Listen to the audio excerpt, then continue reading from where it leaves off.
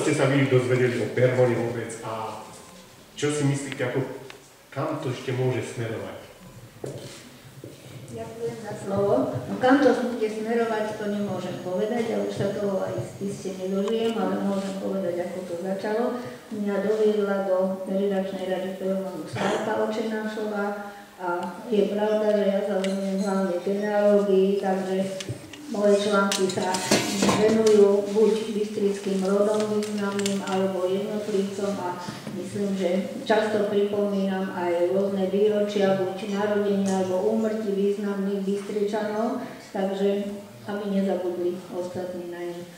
Dobre si spomínam na zasadnutia redakčnej rady, ktoré sa robili u Genderov v bývalom obchode, bývalej kuchyni, v takom príjemnom prostredí. Dnes to bohužiaľ už nie je pravda.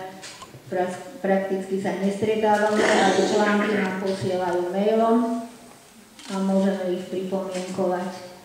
To je veľká škoda, lebo sa len občas stretneme spolu, aj to niekde v cukrárni u Jožka pri dobrej krémeške a káve. Takže ak ma budú ešte ľudia chcieť a budem môcť a budem mať síl a čas, tak budem rada, keď budem môcť ešte prístupniť mnohé veci z histórie Bystričana. Ďakujem za slovo.